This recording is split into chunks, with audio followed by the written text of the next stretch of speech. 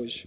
Eu quero fazer um pouco diferente. Como não é um culto, não tem uma liturgia, então eu vou tomar a liberdade de ouvir um pouco de vocês acerca desse tema, perdão, que é um tema muito pouco falado no meio da igreja e pouco praticado, porque no nosso coração nós não temos o desejo de praticar o perdão. E na maioria das vezes é porque ou nós não sabemos o que é o perdão, simples, é fato. Eu perguntei ali para o Henrique o que ele sabia acerca do perdão e já fiquei surpreso com uma resposta errada. Então, não se preocupe, porque é isso que as Escrituras nos apontam, a direção correta. Mas também elas nos apontam a direção correta numa realidade que nós vivemos, em queda, em pecado, em meio às dificuldades do nosso relacionamento do dia a dia. Então, eu quero ler com você nosso texto base de Lucas, capítulo 17, a partir do verso 3. Esse é um texto que do verso 3 ao verso 10, eles estão unidos, ou seja, eles não podem ser separados. Farei a leitura, assim diz a palavra do Senhor. Acautelai-vos, se teu irmão pecar contra ti, repreende-o, e se ele se arrepender, perdoa-lhe.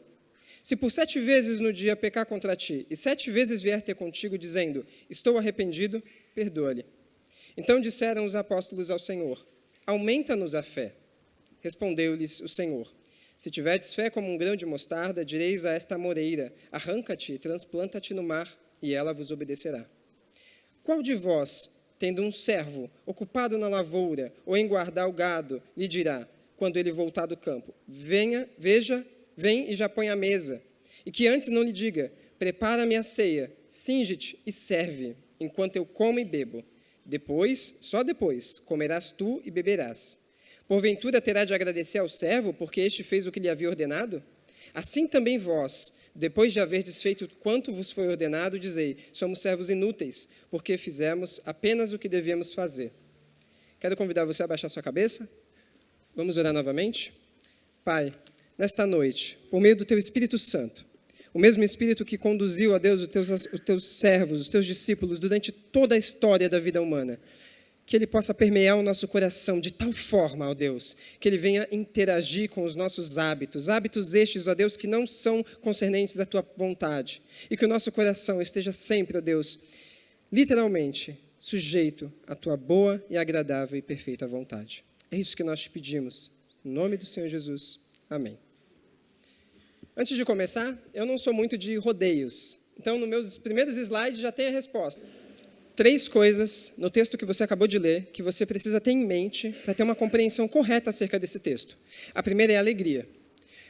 Alegria e felicidade estão bem distorcidas no nosso ambiente hoje de evangélico, principalmente porque o cristão acha que ele deve buscar felicidade.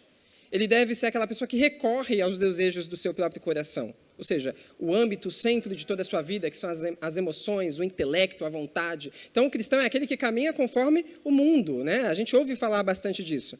Mas eu quero dizer para você que as Escrituras dizem que o cristão já é feliz. E ponto. Quando o salmista declara que bem-aventurado é, e quando Jesus reafirma dizendo bem-aventurado no Sermão do Monte, ele está dizendo aos discípulos que estão ali ao seu redor que eles já são, inerentemente, já faz parte deles a felicidade. Isso é algo que eu e você já sabemos, mas que na maioria das vezes na nossa rotina nós nos esquecemos. Nós já somos felizes. Independente da circunstância, nós já somos felizes. Não importa se existe uma conta bancária cheia ou não. Não importa se eu moro numa casa humilde ou numa casa mais ajustada, mais estruturada. Não. Independente disso, nós já somos felizes. E qual é a base disso? Na prática. A base disso é que os efeitos da morte de Cristo 2000 anos atrás alcançam-nos hoje. Pode parecer um mistério isso para você entender, mas no exato momento que Cristo morre, nós morremos juntos. Esse é o texto básico que o Henrique me enviou, né? Colossenses 3,13, que eu não usei aqui. Gostei de explicar ele já agora no início. Então, os efeitos da morte de Cristo são recebidos hoje, ou seja, independente do tempo, independente da circunstância, ultrapassa o tempo, ultrapassa passado, presente e futuro e alcança todos aqueles que são filhos de Deus. Ou seja, você não precisa recorrer a buscar felicidade. Você não precisa recorrer a buscar nada que talvez o seu coração tente almejar. Você já é feliz. Esse é o primeiro aspecto para você entender esse texto de uma forma correta. A segunda questão é acerca do perdão. Sem trazer spoiler ainda, mas o perdão é uma necessidade de todo ser humano. Porque sem ele, Sem esse vínculo com o perdão, nós estamos fadados a continuar em condenação, ou seja, na justiça santa e atributiva de Deus. O que toda pessoa lá fora que não tem Cristo vai receber é a justa ira santa de Deus. Porque no coração dela, a primeira coisa que ela diz é: eu não desejo este Deus. Eu não quero ele envolvido na minha vida. Eu não desejo saber ou mesmo conhecê-lo. E o que essa pessoa vai receber na vida eterna é a presença santa de Deus. Aquilo que ela menos desejava. Porque o inferno não é um local onde Deus não habita. Muito pelo contrário, a presença de Deus vai se fazer completa lá para todos aqueles que não têm Cristo Jesus. A última coisa que você precisa saber é sobre frutos. E é algo que nós ouvimos de forma muito errada no meio da igreja. Aquele irmão talvez não é maduro o suficiente para lidar com o perdão. Quantas vezes eu, no meio do aconselhamento bíblico, e uma pausa aqui, vocês têm que ter em mente que o ministério da palavra é quando o pastor prega publicamente para a igreja. Então, ele está expondo as escrituras publicamente. Esse é o ministério da palavra. Uma igreja saudável tem a pregação pública do ministério da palavra. Mas ela também tem, no seu vínculo, o ministério privativo. Ou seja, quando o pastor chega junto de você, ele acompanha. Isso é chamado de aconselhamento bíblico, né? Muitas das vezes uma visitação pastoral.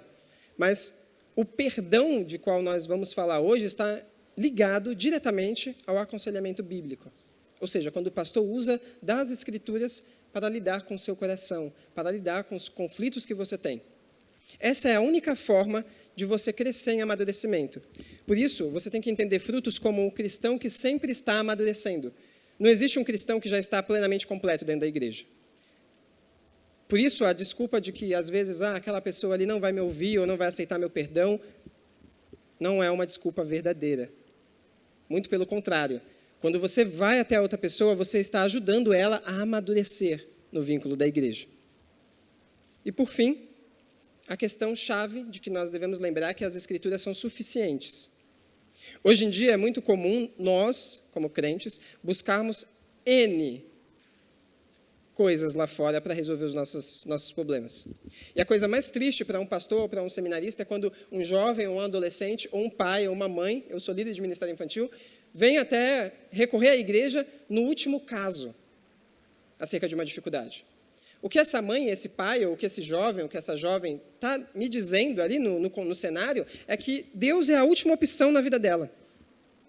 Deus é o cara que vai resolver, só que no último caso, depois dela ter feito todas as opções que existem lá fora. Ou seja, um cristão nunca deve deixar de lado aquilo que é parte do seu caráter. As escrituras são suficientes para resolver qualquer dilema humano. E quando eu digo qualquer dilema, eu quero que você foque aqui, que é qualquer dilema mesmo. Qualquer dificuldade, vício, drogas, questão de gênero, qualquer coisa, a Bíblia é suficiente, porque ela é a palavra de Deus. A segunda coisa é que ela é autoritativa para a minha vida. E a terceira é que ela é inerrante, ou seja, ela é fiel. Não existe falhas nas Escrituras. Ela é um mecanismo que Deus nos atribui para direcionar da melhor forma a nossa vida. Tendo isso como base, eu quero ouvir agora de vocês o que seria o perdão. Perdão, eu creio que é amar a própria vida. Porque se você não perdoa, você fica preso a esse sentimento. Você não consegue viver. Exatamente. Esse é o nosso texto base. Cadê, Henrique? Aí, pronto. Alegria, perdão e frutos. O cristão já é alegre por si só. O cristão já vê o outro como uma pessoa que está amadurecendo, não como uma pessoa madura. E ali é a questão de frutos. Frutos e frutos? É a questão do perdão, que é uma necessidade de todos nós.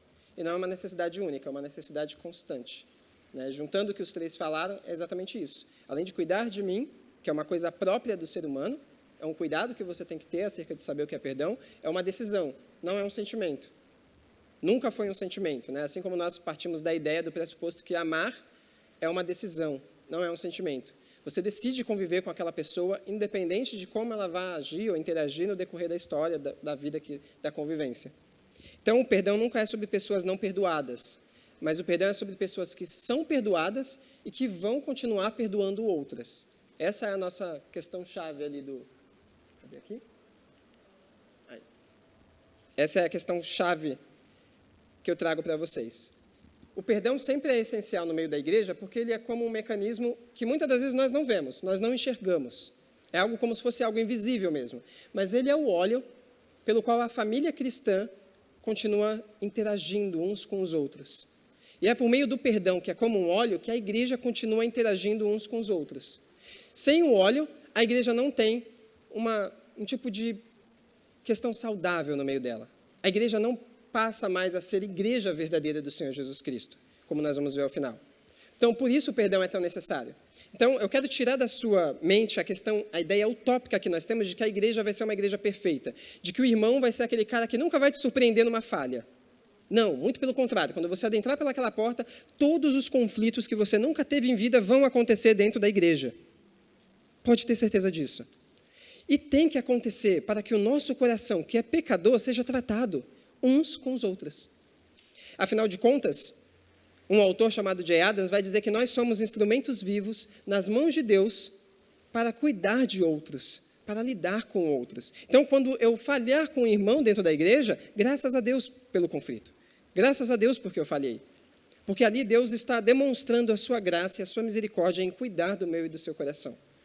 Então, é isso que você tem que ter em mente. Na igreja vai haver conflitos, e sempre haverão conflitos. E talvez você tenha aprendido errado um pouco sobre o que é perdão, né? No conceito de pedir desculpas, né? Eu já ouvi muito isso de muita gente, né? Não, no nosso ministério infantil, às vezes eu vejo pai e mãe ensinando o filhinho a pedir desculpas, né? Pede lá desculpas para o amiguinho. Mas desculpas não é bíblico. Desculpas não é bíblico. Nunca foi. Mas você vai encontrar diversos livros bíblicos que igualam perdão à desculpa. E isso não é correto. Nunca foi. Né? A desculpa tem um sentido na sua linguagem ali de querer justificar, sabe? Querer uma autopiedade, dizer por que fez. Eu fui pego aqui furtando porque eu estou passando necessidade e tal. Não tem nada a ver com perdão, não se assemelha ao perdão bíblico. E nunca foi. Por isso que muitas das vezes dentro da igreja nós vemos muitos dos líderes, né? Muitas das vezes como eu, há um tempo atrás, lidando com o perdão como se fosse um tipo de desculpa. E percebendo a implicação mais para frente de que aquilo poderia ser um erro na vida de um casal, na vida de amigos, na vida de uma mocidade, na vida de adolescentes. Porque nós não compreendemos o aspecto do perdão no âmbito da igreja. Não é só porque Cristo nos perdoou. Não parte apenas desse pressuposto. Porque Cristo me perdoou de uma dívida tamanha e agora eu posso perdoar outras. Não, nós sabemos disso, você sabe disso. Mas mesmo assim nós temos dificuldades em perdoar outras. E isso muitas das vezes é difícil. Quantos aqui, minha segunda pergunta, têm facilidade em perdoar? Perdoar conforme o texto que nós lemos. Creio que ninguém. Porque, como dito, o nosso coração não deseja obedecer. O nosso coração não quer perdoar da maneira como é dito biblicamente, né? Pronto. Então, o nosso perdão é modelado conforme da perspectiva bíblica. No aconselhamento bíblico, quando pastores sentam com vocês, ou quando alguém procura, devido a um conflito, o pastor, na maioria dos casos, nós temos que lidar com o problema da pessoa e trazer a perspectiva bíblica da coisa. Porque, na maioria das vezes, nós já trazemos o problema de uma perspectiva humana, e muitas das vezes de uma perspectiva individualista, ou seja, eu fui ferido, eu fui machucado, eu estou perdendo, e eu. Sempre é centrado no ego, o que é uma dificuldade também que nós enfrentamos quanto ao perdão, sempre, na maioria das vezes. Então, da perspectiva bíblica, nós temos que pensar como Deus perdoa. E na maioria das vezes, nós vemos como Deus perdoa. Não sei se eu coloquei o spoiler aí. Já coloquei. Quando Deus fala, eu não me lembrarei dos seus pecados. Então, o perdão é um processo qual é declarado que o problema já foi resolvido. Deus se esquece, não é mesmo? Sim ou não? Faz questão de não se lembrar.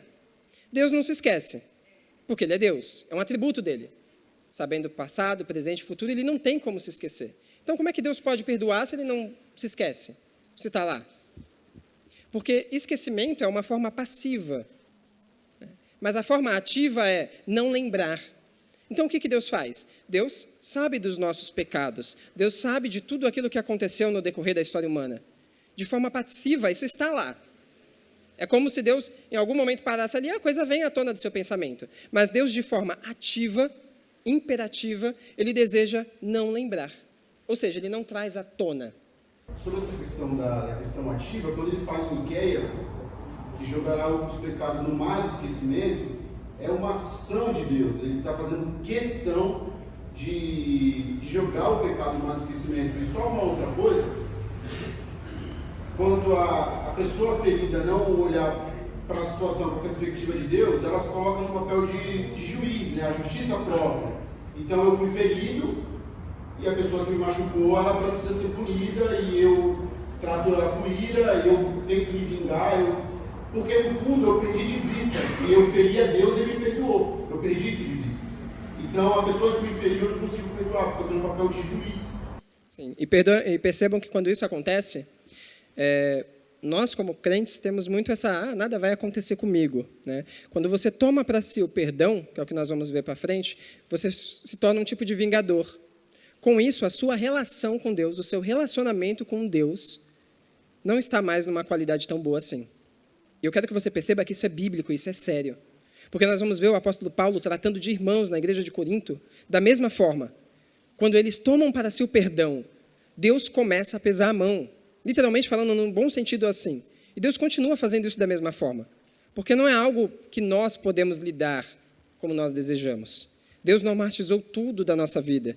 Então, perdão, no final das contas, é uma promessa que você faz a outra pessoa. Ou seja, você simplesmente promete a outro que você não vai se lembrar. Você não vai se esquecer. Perceba, porque é passivo. No momento que você estiver lá cozinhando, fazendo bolo, você vai lembrar. No momento que você estiver lá, talvez passeando, passando por um local, você vai lembrar. Mas você decide, você promete, de forma ativa, nessa ordem, não trazer à tona, não considerar. Perceba como mudou a coisa. E você parte do pressuposto que você está fazendo isso em benefício ao outro irmão. Então, quando eu sento com algumas pessoas, com algum jovem, adolescente mais novo, eu tento explicar isso da forma mais simples possível. Olha, você tem que prometer lá para o seu amiguinho que você não vai se lembrar de que ele chutou a bola na sua cara. Pode parecer besta isso, né? Olha, você tem que prometer para aquela pessoa que você não vai se lembrar de que você tentou cumprimentar ela na igreja, ela levantou o nariz, saiu correndo, foi lá para o carro, você correu atrás dela e falou, o que está acontecendo? Pode parecer coisa besta. Eu já vi coisas mais bestas ainda acabarem com amizades de anos dentro da igreja. Eu já vi coisas mínimas acabarem com relacionamentos de 10 anos, 15 anos. Por falta de compreensão de quão bom e de quão duradouro é os efeitos do perdão. Então, o perdão é uma promessa, pois ele é uma declaração divina para nós de que Deus não vai lembrar, considerar, trazer à tona. Ou seja, Deus vai estar sempre ali conosco. O que significa isso para mim hoje? É a forma como nós lidamos com o nosso pecado. Muitas das vezes, é o que eu estava comentando com o Henrique, né, inicialmente. Nós falamos, né, aquela situação na minha casa, ou aquela situação com os meus pais, me fez irar, me fez gritar com os meus pais, me fez falar uma palavra que não foi tão boa assim. Só que, na maioria dos casos, não é a situação que cria o pecador. Não é o ambiente, não é a pressão do seu trabalho, não é a rotina do dia a dia que faz você pecar contra outras pessoas, que faz você ter um mau comportamento, um tipo de comportamento inesperado, até mesmo por você. É o nosso coração. A raiz de toda a questão que você tem no conflito dos seus relacionamentos é porque o seu coração sempre vai contrariar a vontade correta. Na maioria das vezes. Ou em todas as vezes. Ou seja, quando uma pessoa entra num conflito com você dentro da igreja, quando uma pessoa faz algo que você não espera, quando alguém passa, simplesmente pisa no seu dedo, te machuca, e nem percebe que pisou no seu dedo, nem percebe que te machucou, e sai andando, o que nós fazemos? Eu vou te contar o que eu faço. Eu pego ali minha dor, vou atrás de um remédio, preparo as coisas, monto meu culto de vitimismo, falo, nossa, eu me machuquei, nossa, a pessoa nem percebeu, né, que coisa. Se eu for santo, né, um crente mesmo, né, tal, eu vou ali até os presbíteros, nossa, me machucaram, mas não estou falando isso por fofoca, mas é porque, sabe, né, só mais para vocês se protegerem, porque vai que pisa no seu pé também e tal. Já pensou que loucura, que doideira? E perceba, é algo mínimo, mas na maioria das vezes nós lidamos dessa forma. E não é uma forma bíblica, não é uma forma que agrada a Deus. E eu vou te dizer porque não é uma forma que agrada a Deus. Vamos ao nosso texto. Verso de número 3. Eu quero que você acompanhe comigo a sua Bíblia de Lucas 17, versículo de número 3. Essa palavra, acautelai-vos, é simplesmente, naquele contexto da época, Jesus está dizendo e preparando aos discípulos, acautelai-vos, se prepare. Porque o que eu vou dizer agora, vocês têm a oportunidade de sair por aquela porta para não ouvir. Porque é algo difícil. Não é algo difícil de ser compreendido. Vocês vão entender, mas é algo difícil de ser praticado. Por isso, se preparem-se. A ideia aqui dessa palavra é de tipo você ter que puxar um navio, você sozinho, e atracá-lo sozinho, de tamanha dificuldade que é. Então Jesus fala, olha, agora eu vou fazer algo que é difícil de você engolir. Eu conheço cada um de vocês. É difícil de engolir o que vai ser dito agora. E aí, ele diz, prepare-se. Ou seja, ele começa a dar uma ordem aqui no texto. E aí, ele diz para os discípulos, você está com o texto aberto aí, Henrique? Vai lá que ele tem a voz mais bonita. Tomem cuidado. Se o seu irmão pecar, repreenda-o, e se ele se arrepender, perdoe-lhe. Perceba que Jesus não falou nada de perdão aqui no começo. O que ele falou que tem que fazer primeiro? Repreender. O que é repreender? Chamar a atenção. Perceba que não me foi permitido, biblicamente, como cristão, um cristão verdadeiro, sincero, contar a outros, contar a terceiros, me vitimizar, me fazer me acontecer. A primeira ordem que Jesus fala é, se aconteceu algo, repreendam. O que nós chamamos no meio do aconselhamento bíblico de confrontação. Confronte o seu irmão. Por que Jesus fala isso? Ora, simples, fácil, verídico. Porque talvez aquela irmã que você cumprimentou, que saiu com o nariz empinado, que foi até o carro, você, quando vai lá até ela perguntar, talvez ela tenha uma explicação para te dar, uma interpretação da situação. Olha, eu saí com o nariz levantado porque eu estava espirrando e vim buscar o lenço no carro. Pode parecer uma resposta mísera, mas na maioria das vezes, a maioria dos problemas tem uma interpretação muito simples. Só que na nossa mente, no nosso coração, nós criamos um mundo utópico que nós, no aconselhamento bíblico, temos que desfazer. E a maioria dos conselhos que você vai buscar como um terceiro, muitas das vezes com um crente, porque a maioria dos cristãos não sabem aconselhar biblicamente, tristemente. Ou com pessoas de fora. Eles te dão também um reforço. Não, é isso mesmo, isso que você está dizendo aí na sua mente, essa pessoa deve ter ido, deve ter feito, deve ter visto você mal, tal, não quer falar com você, e saiu. E você pega aquilo para si, toma e fala, é verdade. Mas perceba que o que Jesus fala aqui é, eu conheço o coração de vocês. Ou seja, a primeira coisa que você vai fazer é repreender a pessoa. A segunda coisa é, se ela se arrepender, você vai perdoar. Ou seja, antes de perdoar, antes de vir o perdão, você vai confrontar a pessoa, entender a situação. E perceba que Jesus não está pedindo algo aqui muito de você. Ele está partindo do pressuposto que você, sendo cristão, você tem tudo. Ou seja, você é feliz, você não depende de uma circunstância de conflito, de briga, de intriga, isso não vai te impedir. Você vai saber falar com amor, falar com paciência, com amabilidade, com prudência. Ele parte da ideia de que você, como cristão, tem toda a prerrogativa para lidar dessa forma. Por quê? Por que você pode lidar dessa forma? Por quê, Henrique? Não. O Henrique só dá a resposta errada, né? Precisa ler mais Bíblia. Porque o Espírito Santo habita em nós. A maioria das coisas invisíveis que nós temos, nós não damos muito crédito. E o Espírito Santo habita em nós. Por isso que você vai ter toda a amabilidade, todo o carinho do mundo para lidar com aquela pessoa. E só depois, quando a pessoa se arrepender, condicionado ao arrependimento, você vai perdoar. Mas aí é muito fácil, você vai dizer, Jesus lá vai dizer que se a pessoa fizer aquilo diversas vezes, eu vou ter que perdoar todas as vezes se ela disser, estou arrependido. Sim. Mas aquela pessoa nem... Lembra lá o que nós falamos de frutos? Eu não posso considerar se a pessoa é madura ou já é amadurecida ou não. Eu tenho que partir da ideia de que o perdão é condicionado ao arrependimento. Se a pessoa, na sua interpretação, se arrepende, eu devo perdoar. Porque eu entendo que todo cristão que habita no meio da igreja, no meio do seio de Cristo, ali, na unidade por qual Cristo morreu, está sendo amadurecida, está caminhando. E todo conflito ajuda essa pessoa a andar nos caminhos do Senhor. Esse texto vai trazer a ideia de que Jesus está sempre preocupado com o relacionamento dentro da igreja. Mas muito mais ainda, ele está preocupado com os relacionamentos nos lares, com as nossas amizades, com o nosso trabalho. Isso é tão real que ele chama a atenção e ele coloca um peso nisso. Porque qual é a resposta que os discípulos vão dar? Henrique. No verso 4. Se pecar contra você 7 vezes no dia, e 7 vezes voltar a você e disser, estou arrependido, perdoe. E aí o verso 5, perceba o que acontece no verso 5 aí na sua... Os apóstolos disseram ao Senhor, aumenta a nossa fé. Lembra que eu falei que esse texto está ligado do verso 3 ao verso 10? Se você ouviu alguma pregação separada desse texto, desconsidere. Desconsidere mesmo, com fé. Porque aqui nós estamos vendo o que nós fazemos constantemente, uma desculpa. Os discípulos entenderam o que Jesus estava falando. E eles entenderam tão nítido que eles estremeceram. Eles falaram, opa, peraí. Então vamos ver o que tem aqui para a gente escapar dessa. Aumenta a minha fé, porque isso é difícil de fazer. Se no meio da gente, aqui dos 12, isso já acontece constantemente, se aqui no meio da igreja isso acontece, imagina quando eu chegar na minha casa, eu vou ter que fazer isso?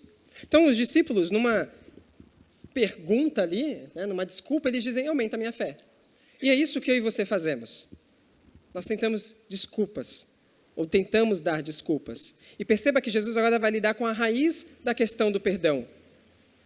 Continue, Henrique. Ele respondeu, se vocês tiverem fé do tamanho de uma semente de mostarda, poderão dizer a esta amoreira, arranque-se e plante-se no mar, e ela lhes obedecerá. Perceba aqui que nós sempre fugimos das nossas responsabilidades. E é isso que o aconselhamento bíblico trata com a pessoa. Né? Nós temos papéis que Deus nos deu. Então Jesus diz, olha, a dificuldade sua não é fé. Tanto grande quanto pequena, tanto faz, tanto fez. É isso que ele está dizendo aí no seu texto. Ele está dizendo exatamente isso. Você não precisa ter uma fé gigantesca ou grotesca. A razão disso não é fé. Aqui vocês estão tentando fugir da responsabilidade de vocês. Porque vocês sabem que a situação é difícil de perdoar. E aí, Jesus continua. Nos versos 7 e 10, ele vai contar uma pequena história, né? Leia, Henrique. Qual de vocês que, tendo um servo que esteja arando ou cuidando das ovelhas, lhe dirá, quando ele chegar no campo, venha agora e sente-se para comer? Pelo contrário, não dirá, prepare o meu jantar, apronte-se e sirva-me enquanto como e bebo. Depois disso você pode comer e beber? Será que ele agradecerá ao servo por ter feito o que lhe foi ordenado? Assim também vocês, quando tiverem feito tudo o que lhes for ordenado, devem dizer, somos servos inúteis, apenas cumprimos o nosso dever. Para você entender melhor essa pequena história que Jesus traz, naquela época, ser escravo é muito diferente do que nos remete à escravidão que nós tivemos aqui na América dos Estados Unidos. Isso é necessário porque tem muito tipo de conceito sendo confundido lá fora. E isso é maléfico para a igreja. Ser escravo, nessa época do Novo Testamento, era algo maravilhoso. E eu falo isso com toda certeza, porque se você olhar o Novo Testamento, você vai ver que é tudo em conformidade com as leis do próprio Deus, instituídas por ele. Não era diferente do Antigo Oriente Próximo, onde a pessoa que era escravo tinha que perder a mão, perder a orelha. Não, aqui o cara se sujeitava, ele tinha casa, conforto, comida, muitas das vezes algo que ele não tinha. E aqui Jesus traz essa ilustração, considerando que os discípulos entendem que eles são servos do Senhor. Então ele fala, qual é o servo que trabalhou das 7h30 da manhã até as 6h30 da tarde, arando a terra, cuidando da fazenda, fazendo e acontecendo, chega na residência do mestre, ainda tem uma tarefa a ser feita. Ele precisa se trocar, vestir a roupa de cozinheiro e preparar uma belíssima refeição. Então ele cozinha, ele faz tudo do mais saboroso e põe a mesa para o mestre. E ainda tem mais uma coisa, ele precisa preparar a sobremesa. E ele ali com fome, porque ele não deve comer. Então ele prepara a sobremesa e leva para o seu mestre. Só depois, então, ele come. O que Jesus quer dizer com isso? Porque faz parte acerca do perdão. Não faz nem ideia. Por que Jesus colocaria essa historinha? Porque perceba, os discípulos fugiram na primeira. Aumenta a minha fé, porque eu sou fraco para perdoar. E aí Jesus fala, não é questão de fé? Opa, então, o que tem? E antes que os discípulos pensassem numa nova desculpa, Cristo vai lá e lança essa. E diz ainda no final, vocês são servos inúteis, porque só fizeram o mínimo do mínimo. Essa é a expressão. A proatividade que falta na gente,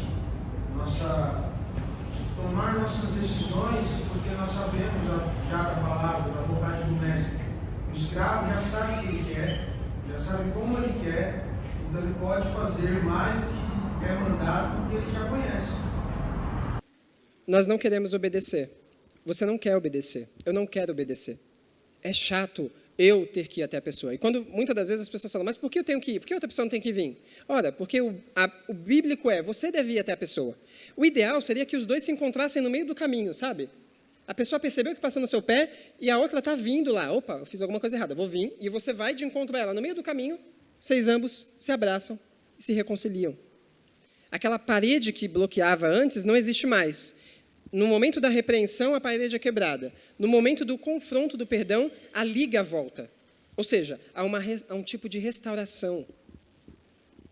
Na maioria das vezes, se você lembrar de Pedro, apóstolo de Cristo, ele é uma ideia-chave de como Jesus trata, ali, no meio privado da vida dele, com o seu pecado. Ele nega a Cristo 3 vezes. E lá em Lucas 21, Cristo nos dá um modelo de como tratar com o pecado de Pedro.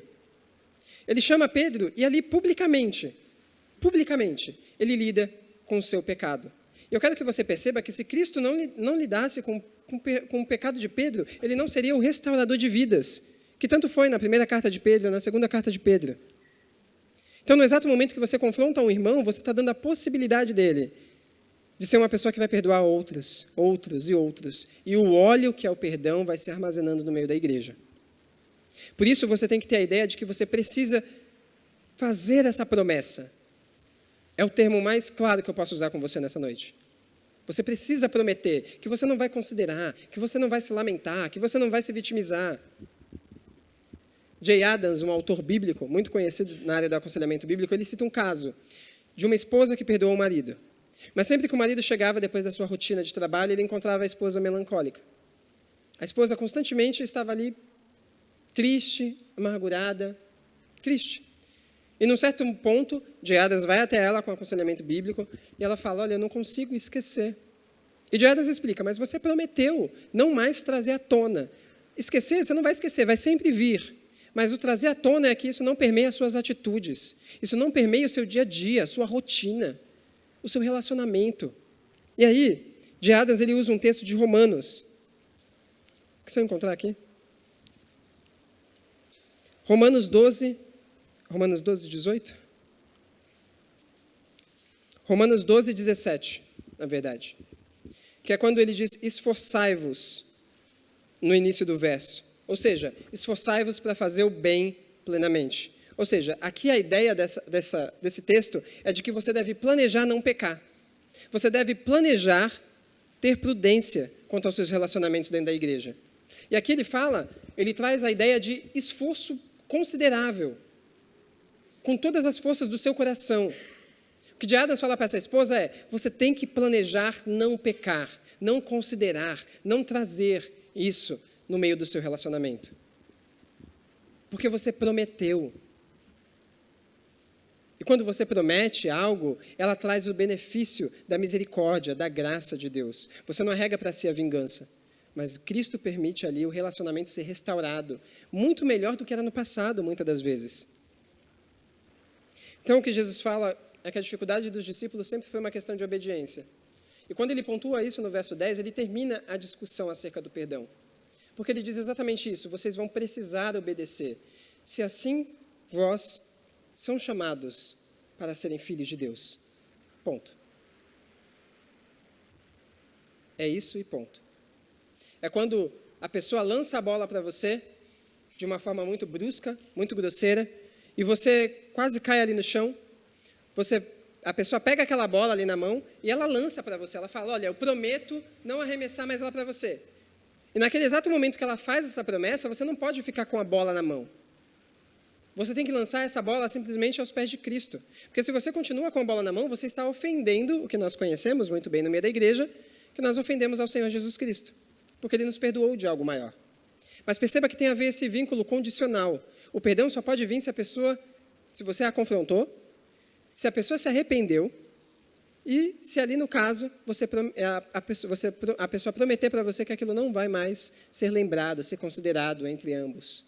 Mas aí você tem que me perguntar, e quando a pessoa não se arrepende? Bom, aí nós temos outros textos, que nós conhecemos bem por ser presbiterianos, né? Mateus 18, quando você chama 2 testemunhas até a pessoa, e ali a pessoa vem até você, e ali a pessoa é confrontada novamente, né? E aí a pessoa publicamente ali se compromete a não considerar mais essas coisas. Conseguiu passar, Henrique, será? Mantendo a promessa. E aí, por fim, não vou trazer a questão a você, não vou levar a questão a ninguém, não vou trazer o assunto para mim, né? A questão das consequências. Dependendo do fato que você comete, do pecado, as consequências estarão lá presentes, né? Inicialmente, toda a amizade ainda vai ter alguma dificuldade devido a um certo pecado, um certo tipo de conflito, o que é comum inicialmente, por sermos humanos. Mas no decorrer do tempo, no decorrer do perdão, do comprometimento de se manter a promessa, essa amizade se torna mais forte dia após dia. Isso acontece muito em casamentos, quando o biblicamente é posto em prática corretamente. Quando o aconselhamento efetivo acontece no meio da igreja. Quando a chamada bíblica para perdoar não é esquecer. Perdoar não é um sentimento. Perdoar não é porque, não vou perdoar porque a pessoa não é madura. Não. Você se compromete, porque é uma promessa, porque Deus fez uma declaração de promessa pública para você, para a sua vida, hoje. E essa promessa é válida. Cristo não traz à tona os seus pecados, de forma alguma. Estão lá lançadas no mar do esquecimento, elas existem. Mas existe um comprometimento divino para com a minha vida. Por isso eu sou alegre, independente das circunstâncias. Por isso eu sou um cristão que tenho muito prazer, tendo muito ou tendo pouco. Essa é a efetividade de um cristão, essa é a identidade verdadeira de um cristão, né? Existem outros elementos ao redor. No aconselhamento bíblico, usamos o termo de trazer à luz um pecado a fim de ajudar alguém. E isso é muito diferente que muitos, na maioria das vezes, nós, seminaristas e pastores, falhamos feio nessa questão. E falo isso aqui publicamente. Nós falhamos quando vamos lidar com uma pessoa e trazer, em vez de trazer a luz do pecado da pessoa, para que confronte, para que lide com o coração, para que faça ela melhorar, para que faça ela amadurecer na fé com outros, nós trazemos aquilo simplesmente de forma errada, de forma totalmente antibíblica. E isso tem acontecido no meio da igreja. Isso tem acontecido muito, de nós termos dificuldades em procurar pessoas que sejam de confiança e que sejam conhecedoras de como pôr em prática as Escrituras. Porque não é somente conhecer da Bíblia.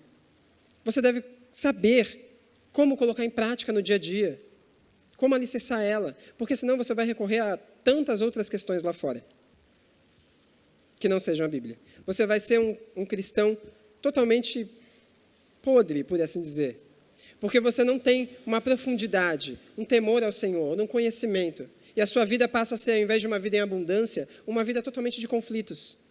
Conflitos após conflitos. Um ciclo de vício. Você é salvo, sim, em Cristo.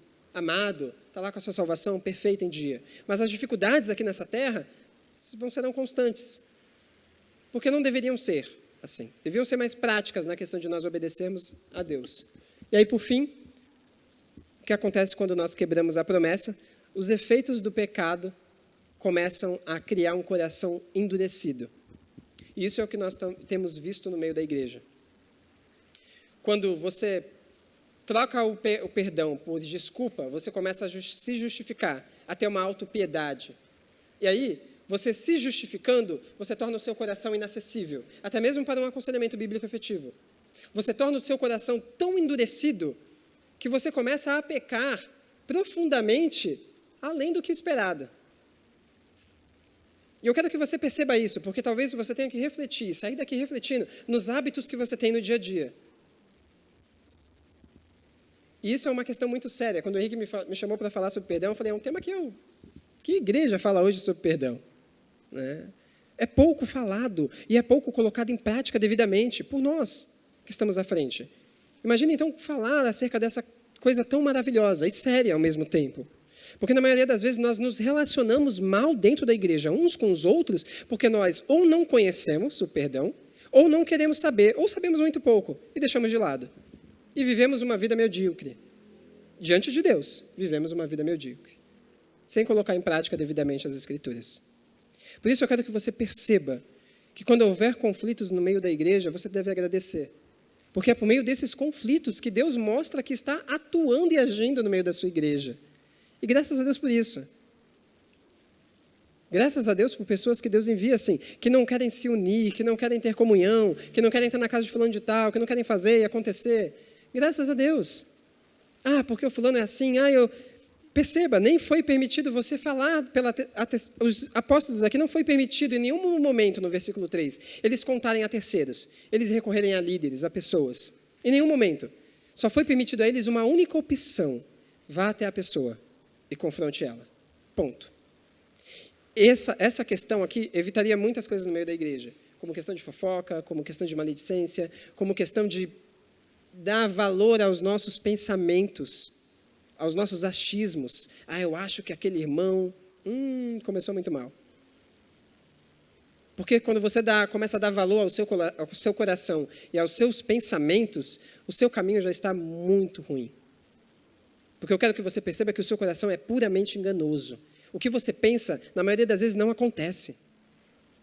Mas aquilo que é suficiente para a sua vida é as Escrituras. Então, por fim, o que nós precisamos, esse é o meu slide final, se ele passar.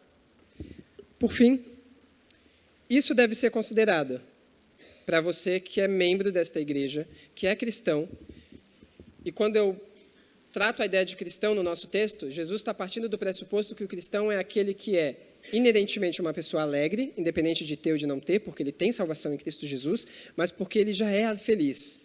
E ele caminha com essa feliz, abandonando os seus caminhos contrários de antes, caminhando pela vontade do Senhor, ou seja, em obediência. Então ele teme a Deus, porque ele sabe o que Deus pode fazer. E temendo a Deus, ele o adora. Por isso, o culto é uma questão do crente. A igreja saudável é aquela que tem a pregação da palavra, os sacramentos, e o terceiro elemento mais nítido que nós devemos ter no nosso meio, a disciplina, a confrontação, o chamar de lado, o tomar um café. E quando nós ouvimos acerca de disciplina, exortação, a gente tem muito na mente a ideia de bronca. Vão me dar uma bronca. Vão se meter na minha vida. O cristão não tem essa questão de não se meter na sua vida. Porque houve um preço muito caro de alguém para que eu e você estivéssemos aqui hoje, reunidos, de várias classes sociais, pessoas de várias áreas profissionais, acadêmicas, de várias regiões, de vários bairros, unidas aqui, em comum, independente de A ou B, de achar isso ou aquilo, mas estão aqui em comunhão, no mesmo propósito, porque alguém pagou um alto preço. E além de pagar um alto preço, ele faz algo que nós não damos crédito, porque é algo que nós não vemos. Ele transforma dia após dia, segundo após segundo, o meu e o seu pensamento. Nesse exato momento, enquanto você está sentado me ouvindo, Deus está convertendo os seus pensamentos desse coração duro, cruel, ganancioso, arrogante, diferente do que a psicologia, a terapia, seja lá o que for, dizem acerca de você. Nós somos os seres pecadores em queda, mais horríveis. É o que a galerinha da UPA cantou aqui. Nós não éramos merecedores. Se Cristo fosse nos dar o que nós realmente merecemos, eram dias nublados, dias de trevas, dia de tempestade. Mas quando você sai por aquela porta, você pode comprar um frango assado, você pode ter um dia de sol, você pode ir para a praia, mas você não merecia isso. Muito mais além dos mecanismos de graça, oração que você não recorre, leitura das Escrituras. E aí, muitas das vezes, o remédio que nós buscamos é: mas a vida vai tão mal, não tenho emprego, não tenho tal coisa, não consegui tal coisa, não consegui arranjar tal meta, não consegui um relacionamento. Mas perceba que Jesus não trata todas essas coisas que lhe falta, que você acha que lhe falta, com remédios, com busque mais, vá lá mais. Não, Deus trata da única forma que nós esquecemos: coragem. Para obedecer, você precisa de coragem. Foi assim que Deus tratou com Elias. Elias nunca teve uma depressão. Nunca, em nenhum momento. Elias esteve triste. E o que Deus faz com ele não é dar pão, água, não, Deus o encoraja, assim como Josué, assim como Moisés. Deus continua lidando conosco, nos dando coragem em dias maus, em dias ruins, em dias difíceis, com conflitos difíceis. O que nos falta é sermos encorajados no Senhor. Para perdoar outros, nós precisamos ter coragem. E coragem não é uma coisa só para adulto, é uma coisa para criança, jovem, adolescente. Qualquer pessoa, independente da sua maturidade na fé. Todos os dias nós precisamos ser encorajados a buscar o Senhor. É isso que nos falta, tristemente, no meio da nossa igreja. Sermos motivados a amanhã nos prepararmos para adorar o Senhor. por tudo aquilo que Ele tem feito. Não só apenas lembrar, mas sermos encorajados, dispostos, sermos plenamente fiéis, pontuais com aquilo que Ele tem nos dado, graciosamente. E entender que essa unidade que nós temos é a coisa mais benéfica. Nada pode pagar, porque nós não podíamos pagar. Se você tem alguma dúvida ainda acerca do perdão, passei meu tempo aqui, o Henrique falou 2 horas, foi ruim. Eu quero que você levante a mão, nós vamos tratar alguma coisa acerca de pecado, perdão, conflitos. Foi tão claro assim, gente? Foi tão fácil de fazer? Vocês vão sair daqui prometendo ao outro que não vão se lembrar, mesmo que a pessoa te traia, mesmo que a pessoa te bata. E perceba que, mesmo que essa pessoa fizer isso constantemente, então tá tranquilo. Lá na primeira, lá foi um chororô danado. O pessoal já, não vou não. Nenhuma dúvida? Nadinha? Essa questão do conflito na igreja, né? Quando a gente vê assim, alguns conflitos. Que é uma coisa boa. Perceba. Aqueles conflitos que não se resolvem, aquela ferida que nunca fecha, sabe? Esse daí que eu estou falando, aquela difícil de pensar. Aí a gente vê os corações expostos, né? De ambos os lados, né? Sempre tem 2 lados, né? Pelo menos. E a gente, enquanto igreja, assim, a gente tem que tomar muito cuidado, né? Com partidarismos, né? Que é aquilo que você falou, né? E eu vejo, por exemplo, situações como essa exposição mesmo do coração. Eu vejo os 2 lados, né? A gente começa a olhar assim, porque como você falou, paga um preço muito alto para a gente ter essa unidade, né? Assim, Cristo pagou um preço, né? E se a gente realmente não se afiar ali, não tentar viver dessa forma, porque nós vamos nos machucar, né? Então, se a gente não decidir, né, ali, pôr uma pedra em cima daquilo e realmente seguir, né, sem partidarismos, sem nada, né? Então, eu acho que numa situação, às vezes, que a gente vê conflitos como esse, que nunca sabe, né? A gente começar a olhar assim, se pôr assim de fora, né, daquela olhada assim, você fala, não, peraí, né? Orar por isso, não ficar tomando, né, parte, né? Pedir a Deus que realmente ali quebrante, né, os corações das pessoas, porque é tudo coisa do coração mesmo. Tudo é raiz do coração.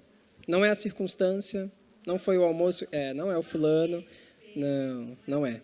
E eu quero que você entenda que nós só tratamos de perdão aqui.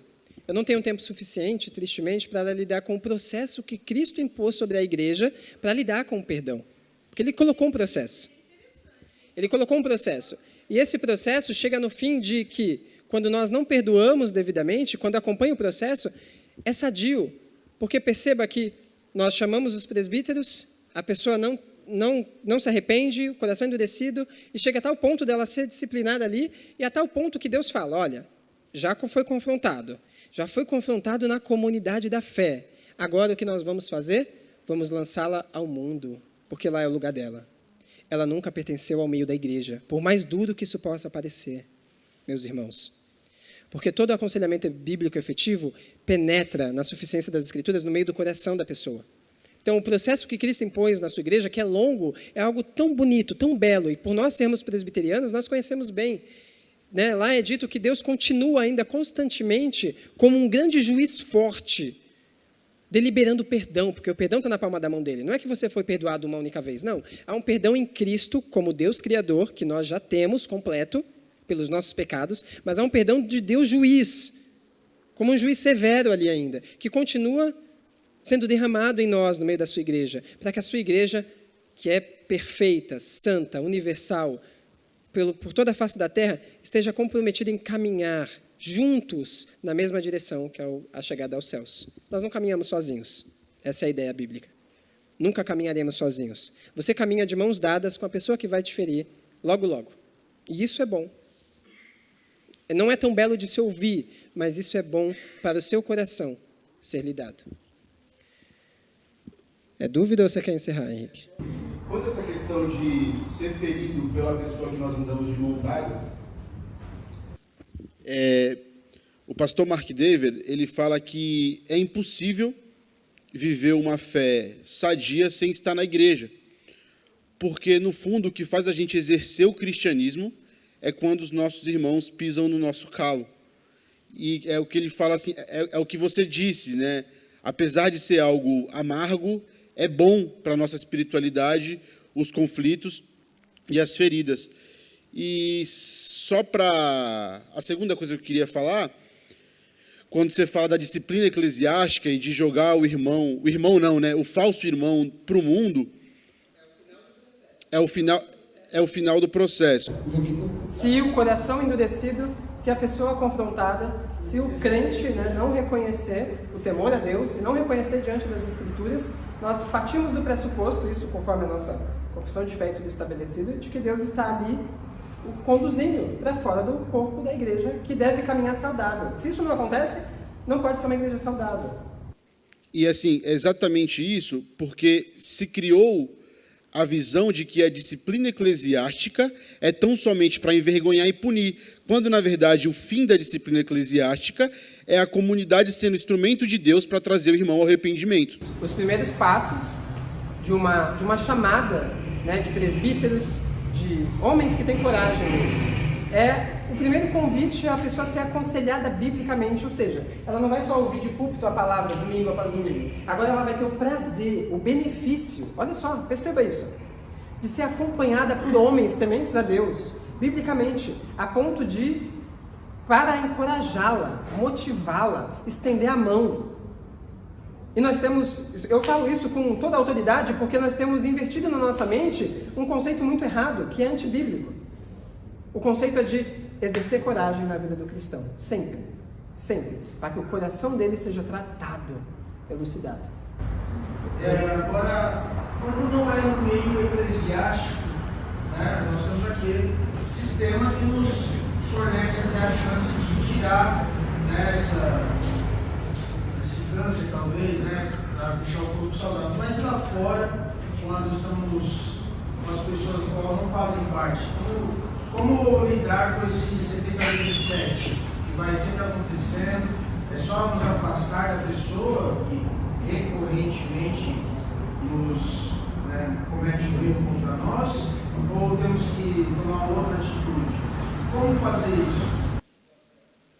Tudo isso aqui é a base do livro do Jay Adams, tá? E aí ele fala, na questão de ímpios, eles não têm o argumento de perdão, eles não têm o reconhecimento de perdão, tá? Antes de responder a sua pergunta, quando nós tratamos acerca do pecado imperdoável, que nós sabemos o que é o pecado imperdoável, o que é o pecado imperdoável, Henrique? Contra o Espírito Santo. Ou seja, é a incredulidade daqueles que não desejam vir se tornar crentes, no entendimento de tamanha incredulidade, perceba o perigo da incredulidade, de enxergar Cristo, as suas obras, como obras do diabo. Essa é a incredulidade. Então, o ímpio, essa pessoa que não teme a Deus, que não é bem-aventurado, que não é feliz na sua condição de vida permanente, é uma pessoa que sempre vai ser uma pessoa que pede desculpas, que se justifica. Porém, Hebreus vai sempre nos dizer para que nós nos lancemos em sempre ter fé com todos. Esse todos ali não é na comunidade da fé, é todos na nossa convivência mesmo, acadêmica, etc. e tal. Mas ele fala, se possível, mantenha a paz com todos. Ou seja, se existe possibilidade de eu aferir com a minha conduta ali, ter paz com ele, eu posso ter. Mas a questão de perdão, não. Eu não vou me comprometer, ele não vai se comprometer com você a ter uma promessa, porque ele vai ter uma desculpa sempre de se auto-justificar. Você pode pegar talvez o seu chefe ali, muitas das vezes furtando, defraudando, e ali pegaram 2 e 3 testemunhas juntas, como nós fazemos no meu presbiteriano, pegaram e falaram, nossa, mas por que você está fazendo isso? Aí ele vê o caráter dele, né, a honra dele jogada na lama, ele fala, não, mas é porque eu estou precisando, estou passando necessidade, aí vem uma questão de piedade no meio, perceba? Então não tem como você lidar, não tem como você pontuar, mas ali você vai tentar ter fé, vai lidar com as consequências desse ato. Talvez eles vão querer negociar ali no meio, né? Fazer uma mão ali e tal, você sai daquele meio. Mas, se possível, a paz. Se não, na maioria das vezes, o que nós entendemos biblicamente é que o aconselhamento bíblico ele é para cristãos. Quem não é crente, nós evangelizamos. Porque, a partir do momento que eu entendo que eu devo aconselhar biblicamente uma pessoa, é a mesma coisa que eu estar colocando um ar-condicionado dentro de um vagão que está indo em direção ao inferno. Não vai mudar nada. Não muda. Por mais triste que isso seja, eu só consigo partir para o aconselhamento bíblico depois de um evangelismo sério na vida da pessoa. Então, na questão do ímpio, dos meus relacionamentos com pessoas que desconhecem a fé, eu tenho tristemente que me sujeitar e renunciar o meu ego e me sujeitar ali no comportamento de obedecer, ter um bom testemunho, coisa que eu e você não fazemos. Eu falo que eu não faço, porque na maioria das vezes nós, hoje no nosso contexto, por fim, encerrando, o crente deveria haver um abismo entre a vida do cristão e a vida do ímpio. Hoje, se você caminhar lá fora, você vai perceber, qualquer jovem, qualquer adolescente, qualquer adulto, qualquer pessoa da idade que seja, que se diz ser crente, ela vive identicamente ao ímpio. Identicamente. E eu não estou falando só de viver entretenimento, que tem coisas que é comum. Eu estou falando na conduta mesmo.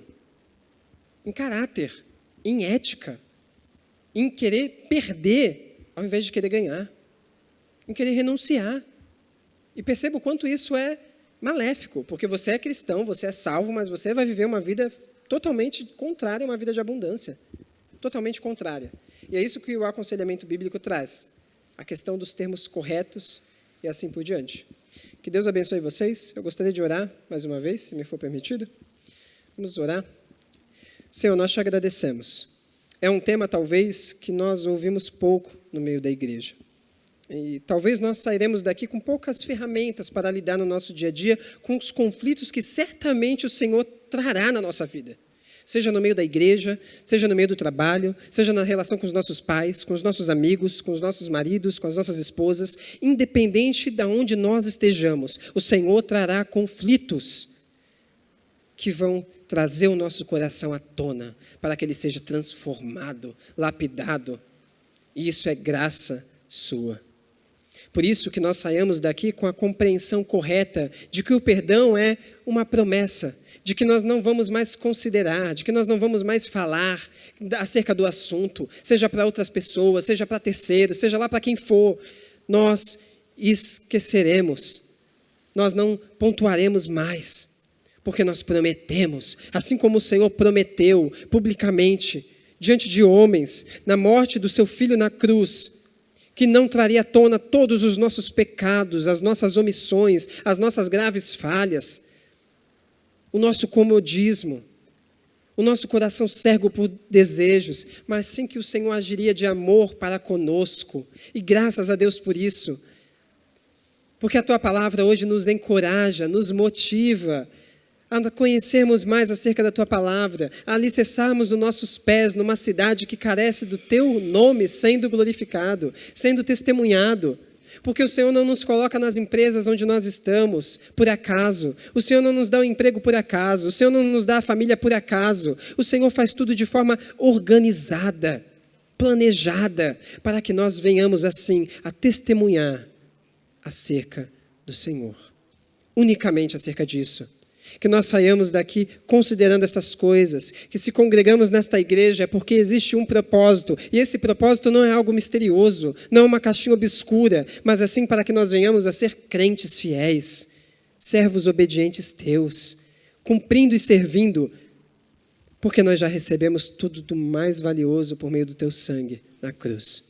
Encoraja o nosso coração a sermos conselheiros, a sermos crentes fiéis e tementes ao Senhor. No nome do Senhor Jesus Cristo. Amém.